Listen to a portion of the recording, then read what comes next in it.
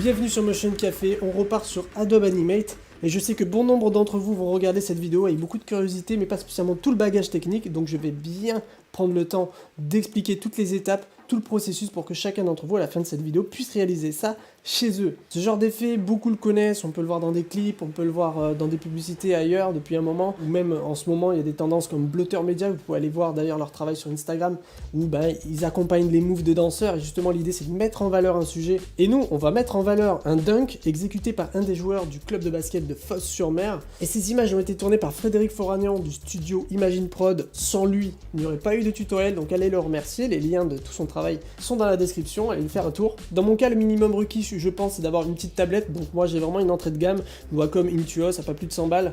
Voilà, c'est un minimum requis, mais vous pouvez quand même le faire à la souris, je l'ai déjà fait. Ça marche, mais c'est plus long. Donc maintenant on va sur Adobe Animate et je vais vous présenter, avant d'attaquer l'animation, quelques outils et astuces histoire de se mettre bien en place.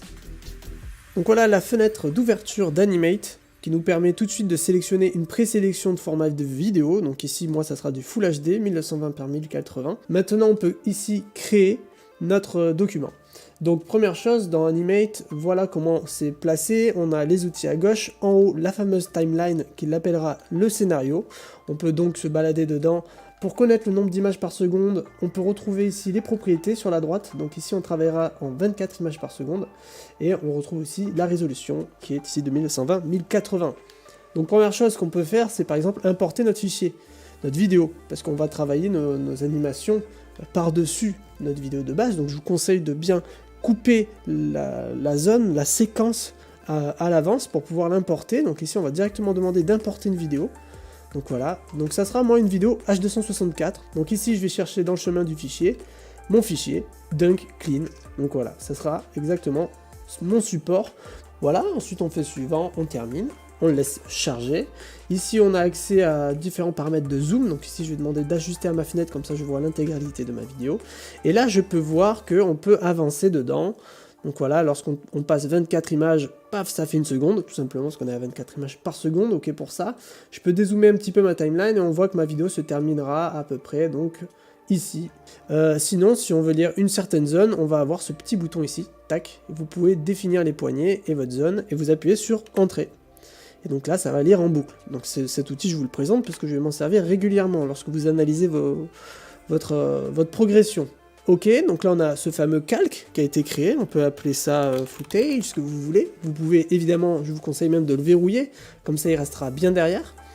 Autre chose que je vais vous conseiller de faire, c'est que lorsque vous allez faire des animations, des traits blancs ou ce que vous voulez, ça peut être blanc sur blanc par exemple. Donc soit vous changez de couleur, soit comme moi vous voulez rester en blanc, mais alors vous voulez baisser l'opacité de votre vidéo. Pour contrôler ça à la limite directement, vous allez faire comme moi un nouveau calque par-dessus. Donc là vous avez vu, j'ai cliqué ici en haut à gauche pour créer un nouveau calque. Là, on peut demander de prendre un rectangle, donc je prends l'outil rectangle, je vais chercher la couleur de mon rectangle, je vais prendre les deux couleurs, voilà, tac, et je fais un beau carré brut par-dessus. Et donc là, sur mon calque, opacité, je vais demander de faire clic droit, propriété, et ici on peut demander la transparence de mon calque. Donc on va regarder, voilà, là par exemple j'ai demandé 95% de transparence, ou 90%, vous pouvez baisser encore. Et donc ça vous permet comme ça très rapidement de dire ok j'active, je désactive, vous verrouillez aussi si vous voulez d'ailleurs, comme ça bouge plus. Et vous activez, vous désactivez ou vous changez l'intensité de l'opacité de votre calque. Vous avez la main en fait avec un calque par-dessus, voilà, enfin ça c'est ma façon de faire. Ok pour ça, et maintenant pour avancer, vous pouvez ensuite cliquer pour commencer à créer pourquoi pas vos fichiers. Donc vous allez voir que lorsque vous créez un nouveau calque, il va vous créer donc une séquence en fait qui va jusqu'au bout. Donc l'idée c'est de supprimer et de commencer là où vous avez envie que vos effets démarrent. Parce qu'en fait si vous voulez sur Animate, le petit rond ici ça indique que voilà, là il y a une image et cette image après elle va durer ce temps là. Nous ça ne nous intéresse pas, on veut qu'il y ait quasiment une nouvelle image à chaque fois. On veut créer justement nos propres animations, image par image. Donc ici on peut demander de supprimer les images. Donc vous voyez que maintenant ça va se terminer de là à là. Et là je veux par exemple créer une image puis juste après une nouvelle. Donc on va avoir en fait des points partout. Donc pour faire ça, je vais tout de suite vous conseiller d'aller paramétrer à l'avance des raccourcis clavier pour faire venir très rapidement les touches utiles, les touches rapides. Parce qu'il va n'y en avoir que quelques-unes, pardon. Donc allons dans raccourcis clavier. Moi, par exemple, Alors ne faites pas spécialement comme moi, puis en plus ça change d'une vidéo à une autre, vu que je vais assez rarement sur Animate, donc je change tout le temps mes raccourcis. C'est juste que j'en ai besoin spontanément, d'une certaine manière. Donc là par exemple, je vais demander de faire un raccourci pour avancer d'une image. Donc là, dans mon cas, cette fois j'ai choisi X. Ensuite, tac, je vais demander, du coup il me faut la même, donc je prends la touche d'à côté, donc je supprime l'ancien raccourci, et je reclique pour créer le mien. Donc vous voyez là maintenant, avec X et W, j'avance. Donc évidemment là, adaptez vos raccourcis à vos propres utilisations. Peut-être que ça sera directement sur les options de votre tablette, si vous utilisez une tablette. Donc là par exemple, voilà, je peux avancer, reculer. Maintenant je vais définir de pouvoir créer une nouvelle image clé à chaque fois que j'avance. Donc je retourne ici dans les raccourcis clavier, et je vais demander insérer une image clé vide. On peut aussi demander une image clé vide. Et ça d'ailleurs, ça peut être intéressant. Donc je vais mettre ça sur les touches juste du dessus. Tac. Donc là, on a une image clé qui est vide. On voit qu'elle est vide parce que le rond ici est vide. Si je commence par exemple à prendre donc l'outil de dessin que j'utiliserai tout le temps, qui est la brosse ici, donc vous pouvez le retrouver avec le raccourci B comme sur Photoshop. Je vais changer du coup la couleur. Donc là, non, je ne l'ai pas changé, c'est le trait. Voilà. Donc là, lorsque vous faites ça, tac, vous avez vu que mon image clé se remplit, donc là elle est vide, et si je crée, ça y est, elle est pleine. Et je peux avancer l'image d'après, j'appuie pour créer une nouvelle image clé, et je dessine, et ainsi de suite. Donc maintenant, un truc juste indispensable, c'est la fameuse pelure d'oignon.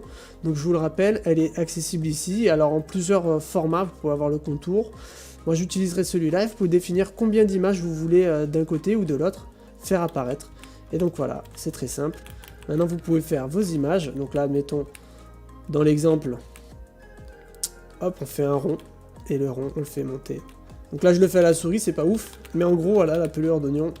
Là, j'avance, je crée tout de suite mes images clés, d'où l'intérêt de faire des raccourcis. Et donc maintenant, je peux retrouver ici un aperçu très rapide. Tac, avec ça et ça. Et voilà, on voit nos animations. Donc évidemment, l'exemple ici est mauvais. Mais je vous fais remonter en tout cas tous les paramètres. Et dernier paramètre, n'oubliez pas d'activer ici la pression si vous utilisez une tablette pour avoir la différence justement d'épaisseur. Très important à activer, donc définissez ensuite la taille de votre pinceau. Et c'est parti, vous pouvez comme cela indéfiniment créer des calques, supprimer, donc rajouter des raccourcis pour supprimer ainsi les images clés ou en rajouter, voilà. Donc juste avant d'attaquer la partie animation, je tiens à vous préciser que pour le bien de ce tutoriel, j'ai dû raccourcir, faire des accélérés pour rendre tout ça digeste. Faut pas que ça dure longtemps, mais la production, en réalité, a duré un peu plus de 3h30 chez moi. Donc s'il y a des passages que vous n'avez pas tellement compris, ou si vous voulez aller dans les détails sur cette animation, je vous ai donné un lien dans la description qui vous permet de voir toute la production, sans coupure, sans accélérer, donc vous avez à peu près 3h30 à vous regarder, si vous voulez, c'est dans la description, voilà, vous avez tout. Donc c'est parti, là je démarre le projet, donc évidemment c'est un accéléré d'un enregistrement que j'ai fait pendant que je réalisais le projet. Je n'étais pas sûr d'en faire un tutoriel, mais du coup maintenant je peux un peu apposer ma voix et raconter un petit peu comment j'ai avancé. Donc tout d'abord je démarre en fait avec cet effet d'impact, donc dans une zone surexposée, certes on le voit pas beaucoup. Et je vais faire comme ça, je vais aller d'un effet à un autre, d'une idée à une autre, et à chaque fois je place un nouveau calque et je teste des choses. Ici, là par exemple je teste un petit filet qui tourne autour de la balle et qui remonte le bras du basketteur. Donc j'essaie toujours d'apporter un mouvement et de regarder, là par exemple je regarde ce que ça donne, donc ça va très très vite. Ça va tellement vite que du coup ce qui est intéressant de faire, et ce que aussi j'aime bien faire, c'est rajouter toujours un effet, une petite traînée derrière, ça accompagne le mouvement, voilà, c'est plus de dynamisme. Donc l'idée c'est, je sais jamais trop à l'avance ce que je compte faire, j'ai juste des intentions, voilà, j'ai pas, surtout là dans ce genre de projet, j'avais pas énormément de temps, mais je cherchais à être efficace, donc j'allais aussi vers des choses qui moi m'intéressaient, et que j'avais aussi déjà un peu fait avant. Vous l'avez d'abord vu aussi sur le tutoriel précédent sur Animate, où justement on s'amuse à faire des courbes, on le verra juste après. Donc là je continue comme ça à faire ces petits effets de retard, ces animations secondaires finalement, qui accompagnent le mouvement principal, et ça marche toujours très bien, et c'est pas compliqué, parce que tout ça ce n'est que de simples traits, donc vous pouvez me voir m'y reprendre à plusieurs reprises, des fois même une trentaine de reprises pour faire un seul trait, donc ça vaut le coup d'accélérer la vidéo dans ce cas-là. Mais voilà, donc là je vois que j'avance petit à petit, donc je vais continuer le parcours de mon trajet. Maintenant que je vois que ça fonctionne, je vais prolonger l'animation, parce que c'est quand même très furtif, tout est furtif de toute façon. Donc surtout quand on travaille en 24 images secondes, ça va encore plus vite, évidemment, parce que des fois on peut travailler en 12 images secondes, ça peut marcher. Là, ben voilà, je demande aussi un peu plus de fluidité, donc ça demande beaucoup plus d'images. Donc voilà, je continue mon parcours et ma petite animation secondaire, donc toujours très important de regarder après ce que ça donne. Et d'ailleurs, je tiens aussi à préciser que là, j'ai mis que les calques qui ont marché, mais il y a quand même ça, il y a 2-3 idées, quand je les ai testées, ça marchait pas du tout. Donc je me suis repris de zéro aussi des fois, quoi. Enfin, je veux dire, pas tout marche du premier coup. Donc il faut faire et refaire, et puis ça se voit, hein, c'est ça aussi, c'est vraiment image par image. Là, par exemple, j'entreprends maintenant une autre idée. Donc ce sont, voilà, que des effets qui, manuellement, c'est pas bien compliqué d'un point de vue artistique. Vous voyez que là, j'essaie d'avoir un petit aspect électrique. Donc ça requiert pas des bases de dessin incroyables, hein. Je ne suis pas du tout dessinateur, mais j'essaie au contraire plus de me concentrer sur l'aspect visuel, sur le mouvement, sur le déplacement, le dynamisme, au moins que ça ait une logique, un minimum. Donc vous voyez, là je me dis, bon bah, puisque cet effet électrique marche à peu près, je vais essayer maintenant de donner plus de mouvement, de faire un parcours à cet effet électrique. Donc ça part des mains, de la balle.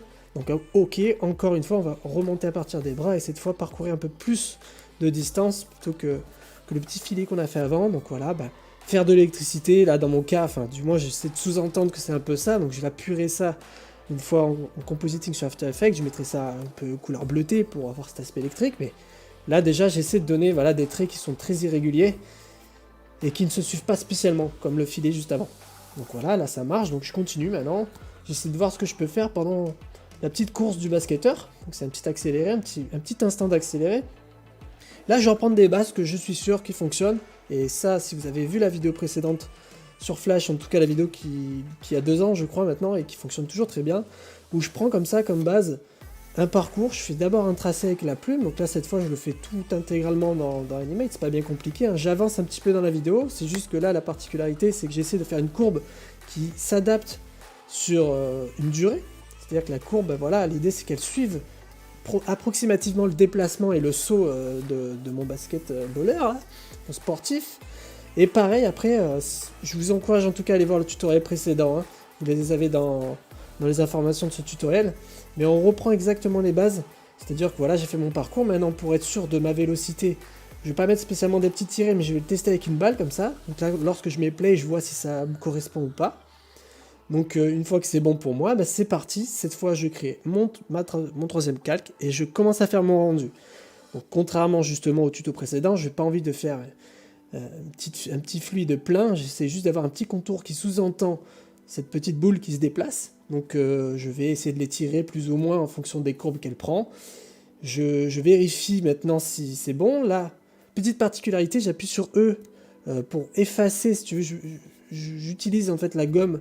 Voilà, pour donner l'illusion que mon effet passe derrière, voilà, tout simplement. Donc d'abord je fais mon dessin qui passe devant, et ensuite je reviens derrière sur les images, et je supprime pour adapter un petit peu, donner la sensation que ça va bien autour de mon sportif. Donc une fois que l'effet est mis en place, du moins la base, il faut rendre à nouveau quelque chose de plus intéressant, donc à nouveau des effets secondaires, une traînée, quelque chose qui visuellement plus intéressante. Donc voilà, je m'y reprends à nouveau avec des choses qui sont censées être simples à mettre en place, donc ça n'est que des petits traits que je fais finalement, c'est des petits traits, des petits points, mais j'essaie surtout de me concentrer sur la fluidité, sur le mouvement. Voilà, j'essaie moi personnellement, et c'est après, voilà, chacun sa façon de faire, et vous allez vite vous découvrir un style propre à vous-même, mais moi dans mon cas, vu que je sais que je suis pas techniquement intéressant d'un point de vue dessin, j'essaie, disons, de plus me concentrer sur le mouvement, sur le déplacement, la fluidité, voilà, un minimum en tout cas, juste le minimum requis pour que visuellement on se dise ok, ça marche, c'est dedans. Du moins ce que je pense, voilà. Donc on essaie de mettre ses atouts de son côté, on regarde maintenant ce que ça donne, cet effet dans l'ensemble. Voilà, bon, mais une fois que je considère un petit peu tout ça, je re-regarde un petit peu l'ensemble et on peut continuer. L'idée c'est d'aller d'un effet à un autre, mais à la fois de réussir à se jauger et de peut-être pas trop en faire. Donc ça ne vous coûte rien sur Animate de tester plein de calques et à la fin sur After d'en enlever aussi. C'est-à-dire que voilà, tester des choses, c'est super important, passer à ce moment-là comme un moment d'expérimentation aussi, c'est-à-dire que c'est pas tous les jours qu'on s'amuse à faire ce genre de technique, mais c'est hyper...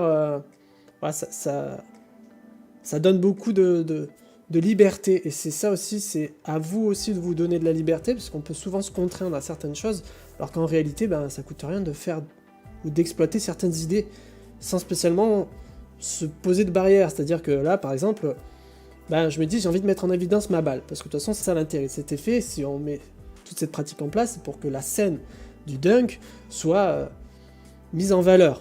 Donc mise en valeur à travers des idées, mise en valeur à travers des effets, pour que d'un point de vue visionnage, ça soit agréable à regarder. Donc là par exemple, c'est important aussi de travailler sur mon ballon. Mais mon ballon, là par exemple, en essayant de le mettre en valeur, d'abord je commençais à suivre des lignes, ben, je vois que en faisant un effet de remplissage qui se referme comme une lune, un croissant de lune, si vous voulez, ben je me dis, ben ça commence à être intéressant. Et ça, c'est à force de découverte, à force de tentative. Donc vous voyez que là, je reviens en arrière, et je fais ce petit balayage. Donc je fais un petit peu se déplacer en suivant approximativement, et vous voyez, mon dessin, il est très très... Je fais même des hachures, c'est-à-dire que j'assume le fait de ne pas remplir.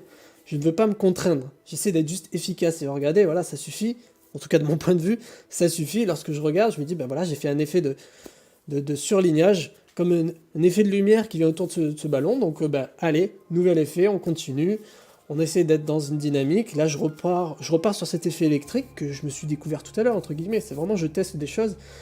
Voilà, ce petit effet électrique avec plus ou moins de traînées, où on met comme ça des traits très maladroits, entre guillemets, hein. C'est aussi voulu, parce que c'est électrique, voilà, donc faut que ça soit assez approximatif aussi, mais à la fois on essaie de suivre un mouvement. Donc là je regarde, il y a un certain mouvement qui se met en place, j'ai l'impression que c'est pas encore suffisant, il faudrait laisser plus d'images, plus de données qui continuent encore à se déplacer sur cette trajectoire. Donc je reviens en arrière, vous voyez, et là cette fois j'essaie d'avoir quelques éléments visuels qui restent en place et qui continuent dans le mouvement, voilà.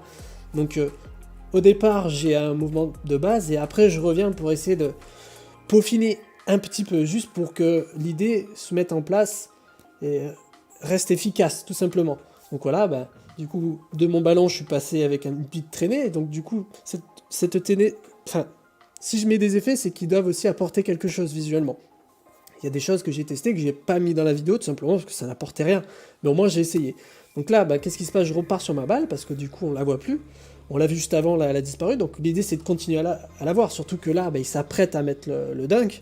Donc allez, on repart sur cet effet qui marchait plus ou moins bien, on fait s'éclairer la balle, donc elle brille, et on essaie d'avoir au moins un trait quelque part, comme là, où on détourne un petit peu notre balle, on la voit, elle se détache du fond.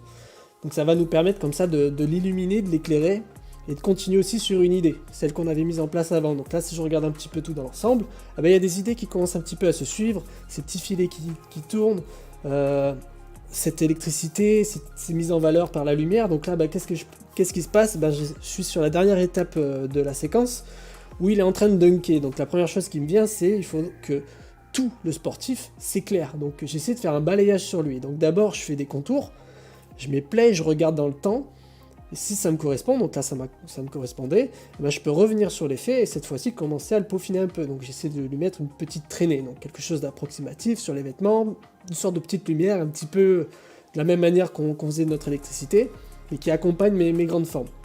Je regarde si ça marche, ok, voilà, c'est déjà un peu mieux.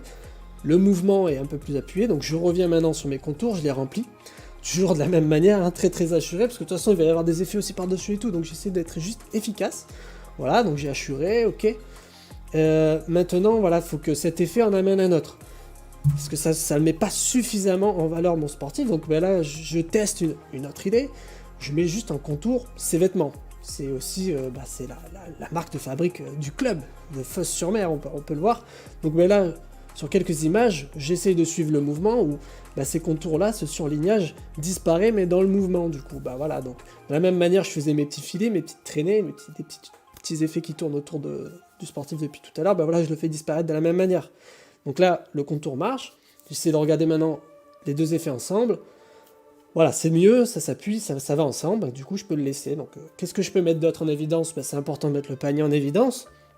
Bon, tout le long qu'il est en contact avec le panier, l'idée c'est de revisualiser moi-même les contours dans le style de ces effets-là, comme s'il y avait une sorte d'énergie qui se faisait, mais à la fois on a le style fait main qui va rester visuellement, donc bah, là j'accélère le passage, mais lorsqu'on regarde après, on a un panier du coup qui est mis en évidence. Voilà, donc ça coûte rien à faire, hein, c'est juste faire des contours approximatifs, donc là pareil, je me dis, allez, puisqu'on était en train de mettre en valeur les vêtements, autant mettre en valeur le nom du club, enfin la ville du club, donc Fos-sur-Mer, donc au moins, tac, on va avoir le nom qui se met un peu en évidence, donc tout ça ce ne sont que des détails.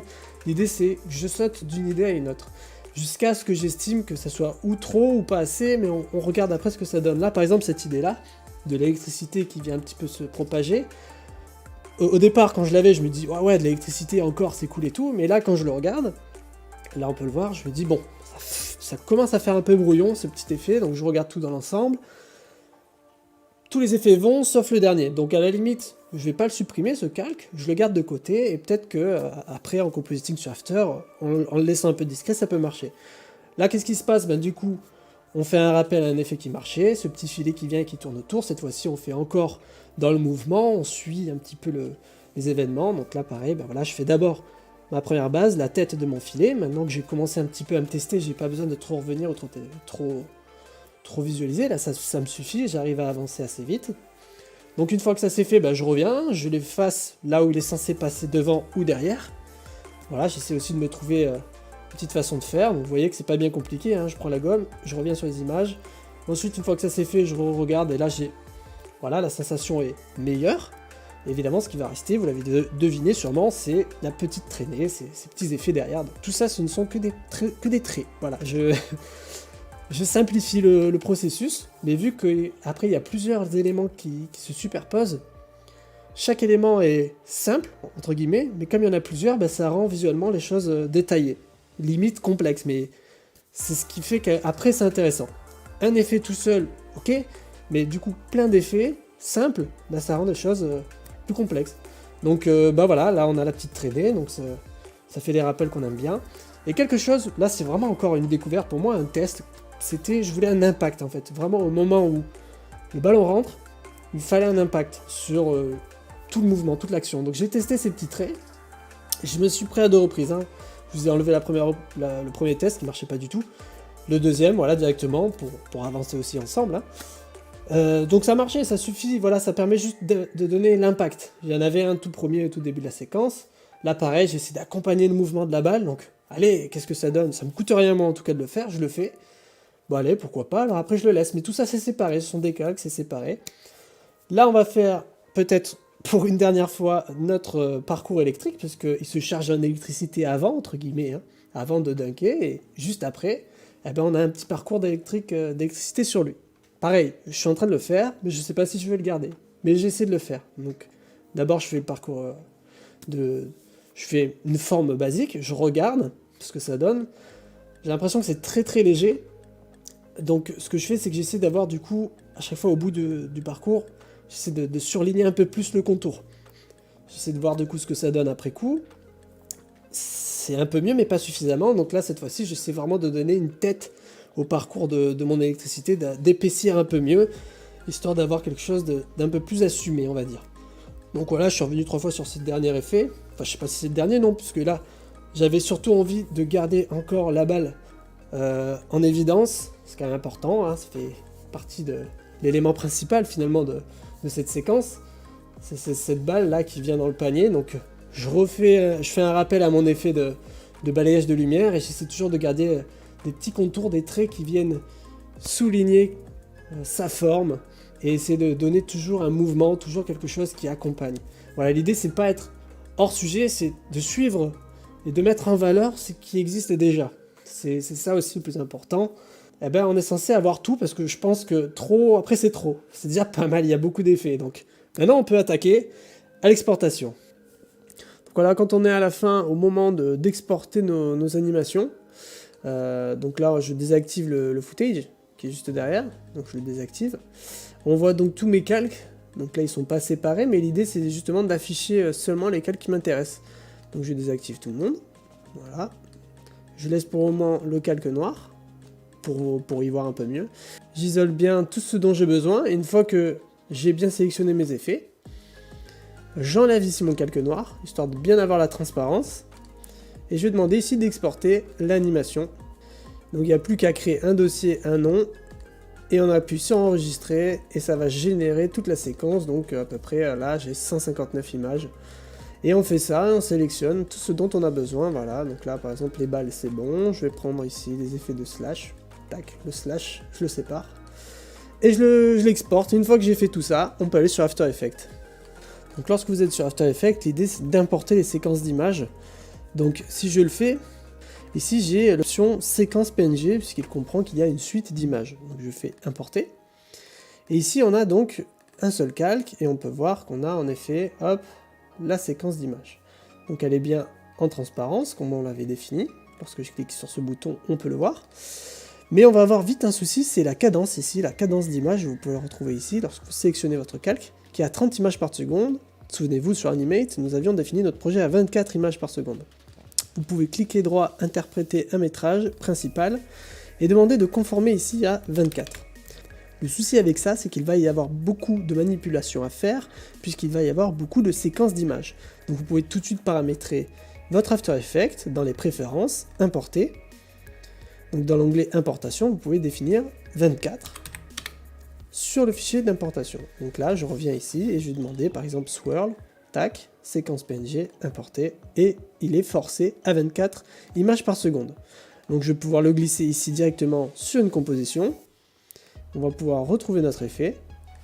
Donc l'idée maintenant, c'est d'aller chercher notre vidéo de base. Donc ici, ma vidéo d'arrière-plan. Et voilà notre effet qui suit notre vidéo d'arrière-plan. Donc maintenant, les effets que j'utilise de base pour mettre en valeur ce genre d'animation, ça va d'abord se trouver à travers la lueur diffuse. Donc je peux glisser cet effet sur mon calque Animate. Donc comment fonctionne lueur diffuse? Retenez simplement deux valeurs importantes, c'est la taille de notre lueur diffuse, qui est ici à 10 pixels, et l'intensité, donc de la lumière de la lueur. Donc ici, si j'augmente, on va voir le rayon qui va s'agrandir. Pour que ce rayon soit beaucoup plus profond, beaucoup plus intense, je vous conseille de mettre votre composition After Effects à 16 bits par couche. Voilà, cliquez, vous pouvez retrouver ici la profondeur, qui de base est à 8 bits, moi je vous conseille d'être à 16. Donc vraiment un entre-deux qui permet en fait d'avoir une bonne profondeur de couleur, tout simplement. Donc le principe d'utilisation de la lueur diffuse, c'est que vous pouvez ici ajouter plusieurs couches de lueur diffuse. Donc je vous conseille d'avoir toujours une petite lueur au départ, donc un petit contour, avec derrière une deuxième couche qui est elle un peu plus large. En fait ça va vous permettre d'avoir comme ça une lueur qui vient s'étaler et qui va être un peu plus intense. Vous voyez, avant, après, tac, voilà pour la lueur. Donc si je reviens par exemple sur notre calque, j'appuie sur B et N pour bien sélectionner une zone d'aperçu, et j'appuie sur 0 du pavé numérique pour précharger. Donc là on voit ce que ça donne. Donc par exemple, un autre effet que je vais utiliser, c'est l'effet tonnerre. Donc il y a d'autres effets pour coloriser, mais moi par exemple si je le place après, donc l'effet tonnerre va me permettre de recolorer en fait mon calque, puisqu'il est en transparence, donc du coup il va agir sur ma zone blanche, sur mes traits. Donc je peux définir comment utiliser l'effet CC tonnerre, là il s'utilise en 3 tons, donc les tons de haute lumière, moyenne et basse lumière, mais je peux aller beaucoup plus rapidement en utilisant une seule couleur, donc sélectionnant les tons solides, et ici si je choisis par exemple une valeur bleue, je vais avoir un calque avec une lueur bien bleue. Pour aller encore un peu plus loin, si ça vous suffit pas, donc déjà vous pouvez continuer, si je fais CTRL D, je peux rajouter une nouvelle couche de diffusion de lueur, donc j'élargis cette fois-ci encore si je veux, mais si je veux garder ma lueur bleue mais donner plus d'intensité dans mon trait, donc dans le corps de mon trait, je peux dupliquer ainsi mon calque. Donc j'enlève tous mes effets, paf, je supprime tout, et là je vais changer et je vais mettre un mode additif. Donc voilà, par exemple, on a une lueur bleue avec un mode additif, donc un contour blanc. Et je peux aussi mettre en additif la lueur, et là à ce moment-là, du coup, toutes les couleurs vont s'ajouter, donc tout va être beaucoup plus très brillant, très bright. Donc voilà, tout dépend des effets que vous voulez, mais en attendant, vous pouvez avoir un peu la main sur ce que vous voulez. Donc si, par exemple, je veux que ma lueur change de couleur au fur et à mesure que ça avance, je mets une image clé sur les tons moyens de couleur, j'appuie sur U de mon clavier pour avoir ici mon image clé qui apparaît, et donc en même temps je vois ici une petite barre qui me montre la couleur actuelle. Donc si je déplace cette valeur un peu plus loin, je peux ainsi changer la couleur et dire qu'à un autre moment donné elle est orange. Et donc on voit que d'un temps à un autre il va changer de valeur et donc va changer de couleur au fur et à mesure de son évolution. Donc voilà, je replace ça. Donc au début c'est orange et puis après ça devient bleu. Par exemple, c'est une idée. Voilà à peu près les effets que j'ai utilisés. Certains effets, puisqu'ils sont déjà en transparent, n'ont pas besoin d'être en addition. D'autres peuvent le nécessiter. Après, tout dépend de ce que vous voulez faire et de ce que ça donne. Donc il ne vous reste plus qu'à importer toutes vos séquences d'images.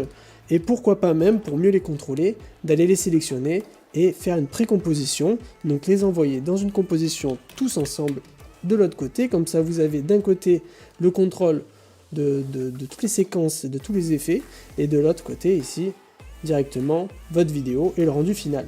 Ou si vous voulez pas vous embêter, vous mettez directement tous vos effets là-dedans, dans la composition, et travaillez directement la lueur diffuse sur la composition ici. Donc voilà, là je suis parti, j'ai importé l'ensemble de mes séquences, donc c'est assez rapide à importer, je glisse tout ça dans une composition, histoire de bien tout isoler. Voilà, je précompose, et là ça va être assez simple, c'est-à-dire dans un premier temps je vais d'abord configurer 2-3 couches de lueur diffuse, sans couleur, sans rien du tout, donc un peu comme on l'a vu précédemment, et lorsque je vais appliquer ça sur l'ensemble de la composition, en fait tout pourrait s'arrêter à ce moment-là, c'est-à-dire si je veux, je cherche pas à mettre des couleurs, je cherche pas à faire de variations, le rendu fonctionne, c'est-à-dire que voilà, ça marche, c'est très bien, c'est simple et efficace.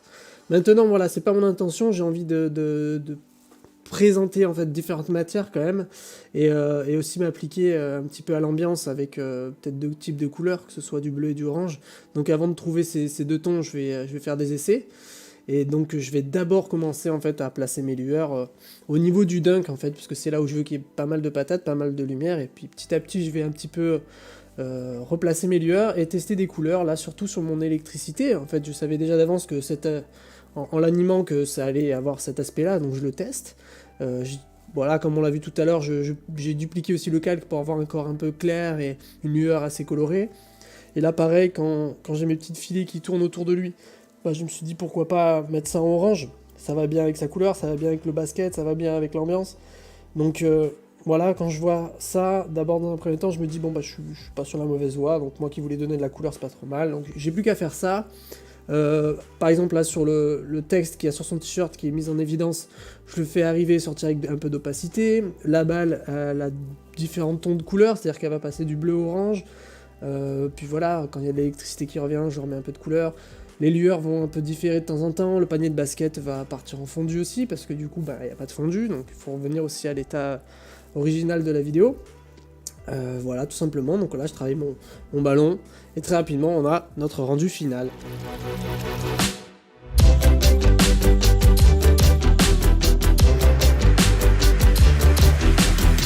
Voilà, j'ai fait le tour de toutes les techniques pour vous permettre de réaliser ça chez vous, dans vos propres projets. Je vous rappelle que vous avez le lien dans la description qui vous permet de voir tout le projet, les 3h30, sans coupure, sans rien, si vous voulez vraiment regarder tout dans les détails ou certaines étapes. Si jamais vous réalisez des rendus grâce à ce tutoriel, n'hésitez pas à le partager, que ce soit sur le forum Motion Café ou sur le groupe Facebook Motion Café. Tous les liens sont dans la description pour rejoindre la communauté. Elle est faite pour ça et on serait hyper ravis de voir ce que vous faites quand même. Merci encore à Frédéric Foragnan du studio Imagine Prod qui sans lui il n'y aurait pas eu ce tutoriel, donc allez lui faire la bise en allant voir ses travaux, donc les liens sont dans la description.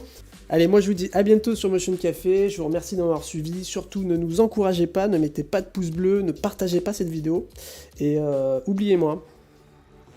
Allez, bah, j'ai pas envie.